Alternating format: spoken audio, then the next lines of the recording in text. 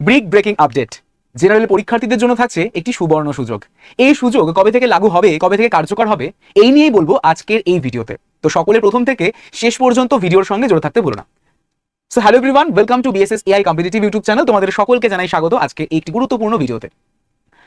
যে কোনো রকমের আপডেট সবার আগে যদি পেতে চাও তাহলে অবশ্যই করে এই যে নাম্বারটি রয়েছে 9836778123, এই নাম্বারে আমাকে হোয়াটসঅ্যাপে একটা হাই লিখে পাঠিয়ে দিও, এবং হাই লিখে পাঠালেই তোমাদের কাছে আমাদের গ্রুপের লিঙ্ক চলে যাবে। তো সেই লিঙ্কের থ্রুতে তোমরা গ্রুপে জয়েন করে ফেলো, যেখানে তোমরা রেলওয়েজ, এসএসসি, ব্যাংকিং, পুলিশ এবং ডাব্লিউবিপিএসসির যে কোনো আপডেট একদমই সবার প্রথমে তোমরা কিন্তু পেয়ে যাবে।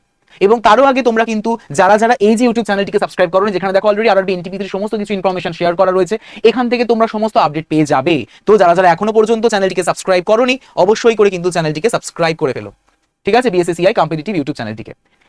গত মার্চ মাসের 2 তারিখ আমাদের একটি পশ্চিমবঙ্গের যে বিধানসভা, সেই পশ্চিমবঙ্গের বিধানসভাকে মাথায় রেখে বা তাকে সামনে রেখে আমাদের দেশের স্বরাষ্ট্রমন্ত্রী শ্রী অমিত শাহজি তিনি জনসমক্ষে বা আমাদের যে জনসভায় তিনি বক্তব্য রাখেন, এবং তিনি বক্তব্য রেখে বলেন, সেটা হয়েছিল দক্ষিণ 24 পরগনা জেলার রায়দিঘিতে। সেই জনসভায় তিনি বলেন যে সপ্তম যে পে কমিশন, সেই সপ্তম পে কমিশন কিন্তু আমাদের লাগু হবে, এবং সেটা আমাদের পশ্চিমবঙ্গতেও। এবং সবথেকে ইম্পর্টেন্ট বিষয়টা তিনি বলেছেন, আমি কিন্তু কোনো পলিটিক্যাল অ্যাসপেক্টের দিক থেকে বলছি না, তিনি বলেছেন যে যদি তার গভর্নমেন্ট অর্থাৎ বিজেপি গভর্নমেন্ট আসে, তাহলে সেই গভর্নমেন্ট আসার মানে সপ্তম পে কমিশন বা বিজেপি সরকার ক্ষমতায় আসার প্রায় 45 দিনের মধ্যে কিন্তু আমাদের সমস্ত রাজ্য সরকারি কর্মচারীদের জন্য সপ্তম পে কমিশন কিন্তু কার্যকর হয়ে যাবে। এবং তিনি এটাও বলেছেন যে সমস্ত যেই আনরিজার্ভড অর্থাৎ যারা জেনারেল ক্যান্ডিডেট রয়েছে তাদের যে বয়স, সেই বয়সেও কিন্তু থাকছে একটি ছাড়। কত বছরের ছাড় স্যার? আমরা জানি যে ইউআর বা জেনারেল ক্যান্ডিডেটের থেকে একটা অংশ বেরিয়ে গেছিল ইডব্লিউএস হিসেবে, এবং সেই ইডব্লিউএস অর্থাৎ ইকোনমিক উইকার সেকশন, এই একটি পার্ট বেরিয়েও কিন্তু কোনো লাভ কি হয়েছে? একটু তোমরা আমাকে কমেন্ট সেকশনে জানাবে। আমি সেটা বললাম তোমাদের অ্যাপ্লিকেশন ফিজের দিক থেকে, আমি তোমাদের বললাম কাট অফের দিক থেকে। তোমাদের কি কোনো লাভ হয়েছে? ফিজ তো মানে মোরাললেস একই রকম রয়েছে। এসসি, এসটি, ওবিসি, জেনারেল, এই জেনারেল থেকে আমাদের ডিভাইড হয়ে গেল বা ভাগ হয়ে ইডব্লিউএস নামক একটি ক্যাটাগরি তৈরি হলো, এবং সেখানে আমরা ওবিসি কে বাদ দিয়ে যদি আমরা এসসি এসটির কথা বলি, সেখানে আমাদের ফি স্ট্রাকচারের থাকে হিউজ ডিফারেন্স জেনারেলদের তুলনায়। তো আমি কিন্তু তোমাদের সকলের জন্য বলছি, যারা ইউআর, যারা জেনারেল, তাদের জন্য মেনলি বলছি যে তোমাদেরকে একটু উঠে পড়ে লাগতে হবে। দেখো, আমি তোমাদের একটা কথা বলবো, সেটা হচ্ছে আমরা পলিটিক্যাল দিক থেকে দেখছি না, আমরা ভোটের দিক থেকে দেখছি না, আমরা কি দেখব? আমাদের কোথা থেকে আখেরটা গোছানো যায়, অর্থাৎ আমরা কোথা থেকে লাভবান হই, আমাদের সেইটা নিয়ে কথা, রাইট? তো যেটাতে আমরা লাভ হয়, যেটা আমাদের সুবিধা, যেটা আমরা লাভবান হয়ে থাকি আমরা, তো সেই বিষয়টাকেই কিন্তু আমাদেরকে অ্যাডপ্ট করতে হবে।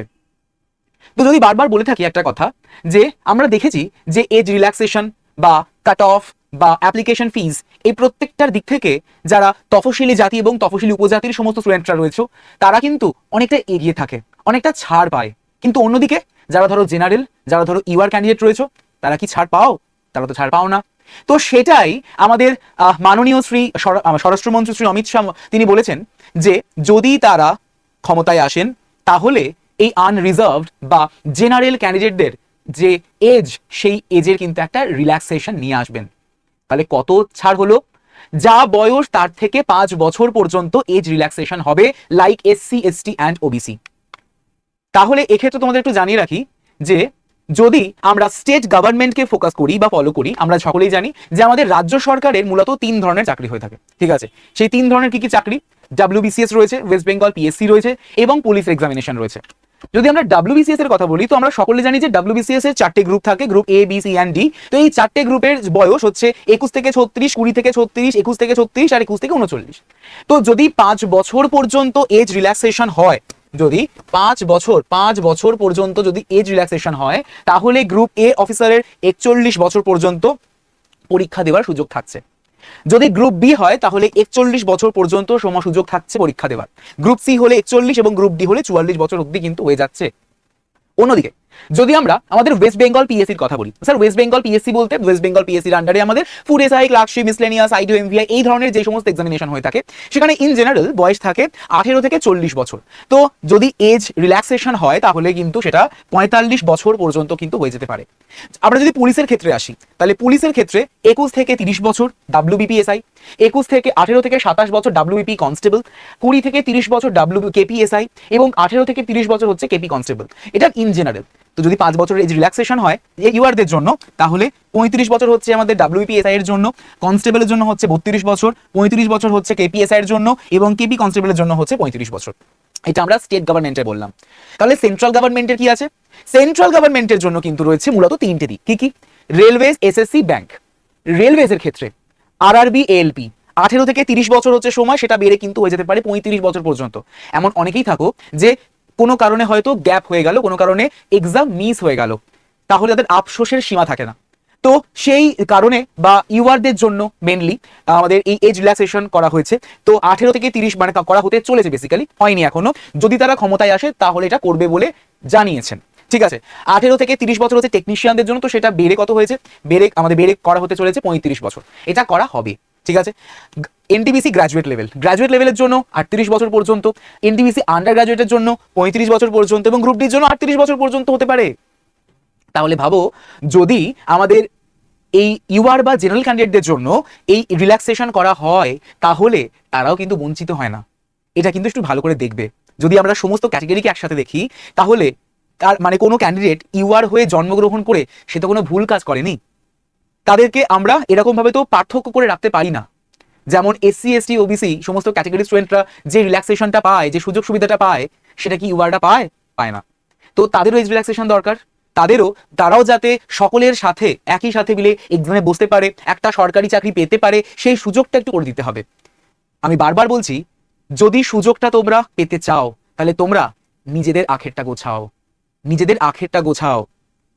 যদি আমরা এসএসসির কথা বলি, স্টাফ সিলেকশন কমিশন, তাহলে 18 থেকে 32 বছর হচ্ছে সিজিএল, এসএসসি সিজিএল এর বয়সের রেঞ্জ, সেটা বেড়ে হতে পারে 37 বছর পর্যন্ত। সেরকম সিএইচএসএল এর জন্য হচ্ছে 32 বছর, এমটিএস এর জন্য 30 বছর, হাওলদারের জন্য 32 বছর, জিডির জন্য 28 বছর, ব্যাংক হলে পিও হচ্ছে 20 থেকে 30 বছর বয়স, সেটা বেড়ে হতে পারে 35 বছর পর্যন্ত, এবং 20 থেকে 28 বছর হচ্ছে আমাদের ক্লার্কের বয়স, সেটা বেড়ে হতে পারে 33 বছর পর্যন্ত। তো এই সমস্ত কিছু হতে পারে যদি তোমরা চাও, যদি তোমরা এটাকে বা এই পদক্ষেপটা নিতে পারো। আমি বারবার বলছি, কোনো পলিটিক্যাল অ্যাসপেক্টের দিক থেকে আমি দেখছি না, আমি দেখছি তোমাদের স্বার্থে। তোমাদের কিসে স্বার্থ সেইটাকে কিন্তু বলতে হবে, সেটাকে তোমাদের স্লোগানের আকারে প্রচার করতে হবে। এবং তার জন্য কি দরকার?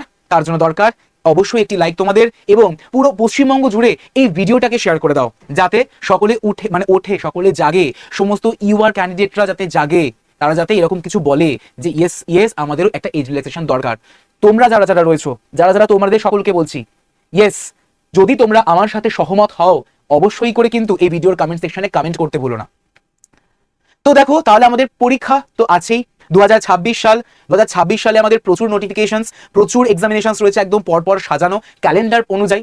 তো তোমাদের সকলের উদ্দেশ্যে আমি একটা কথা বলবো, সেটা হচ্ছে যে নিজের প্রিপারেশন থেকে কিন্তু হটে গেলে চলবে না, নিজের প্রিপারেশন থেকে সরে গেলে চলবে না।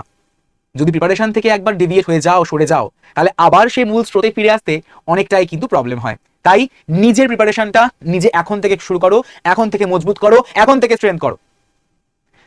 তো তোমাদের সকলের উদ্দেশ্যে বলে রাখি যে আমরা অর্থাৎ ফুল বিএসএসসিআই টিম তোমাদের জন্য কিন্তু এনেছি একটি প্রতিজ্ঞা ফাউন্ডেশন ব্যাচ। নিজের ফাউন্ডেশনকে বিল্ড করো। যেই ব্যাচটি আমাদের প্রত্যেকটা পরীক্ষা, সেটা রেলওয়েজ হতে পারে, সেটা এসএসসি হতে পারে, সেটা ডাব্লিউবিপিএসসি হতে পারে, সেটা পুলিশ হতে পারে, সেটা আমাদের ডাব্লিউবিএমএসসি হতে পারে। ঠিক তো, আর আমাদের রেলওয়েজের একদমই বলতে পারো যে RRB, NTPC, group D, section controller, ALP, RPF SI এই সমস্ত exam, SSC, CGL, CHSL, MTS, GD selection post, সবকটা এক্সাম।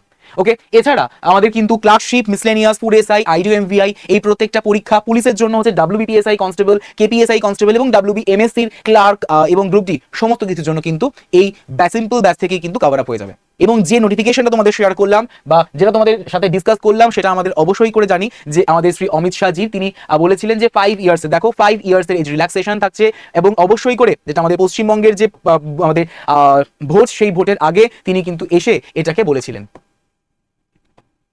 ঠিক, একদমই।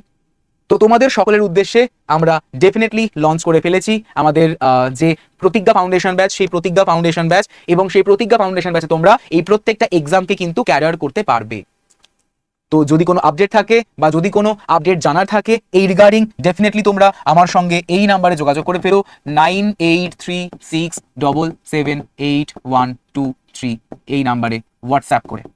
ডেফিনেটলি আমি তোমাদের গাইড করে দেবো। এবং কোড অবশ্যই করলে এই যে YT107 এই কোডটিকে যদি ইউজ করো তাহলে তোমরা পেয়ে যাবে একদমই ফ্ল্যাট ডিসকাউন্ট, ম্যাক্সিমাম পরিমাণে ডিসকাউন্ট তোমরা কিন্তু পেয়ে যেতে চলেছো এই কোড ইউজ করলে। তাই আর কিসের দেরি, অবশ্যই করে তোমরা যুক্ত হয়ে যেও এবং যে নাম্বারটি তোমাদের এখানে শেয়ার করা রয়েছে এই নাম্বারে তোমরা আমাকে হোয়াটসঅ্যাপ করে জানিয়ে দাও। সো এইরকমই আরো ইনফরমেটিভ ভিডিও পেতে, ইনফরমেটিভ সেশন পেতে অবশ্যই করে চ্যানেলটিকে সাবস্ক্রাইব করে রাখতে পারো। So thank you so much everyone. সেশনটি ফ্রুটফুল মনে হলে অবশ্যই করে একটি লাইক করে দিও এবং শেয়ার করতে ভুলো না তোমাদের সমস্ত ফ্রেন্ডসদের মধ্যে। শেয়ারিং ইজ কেয়ারিং, তো শেয়ার করতে ভুলো না। Thank you everyone.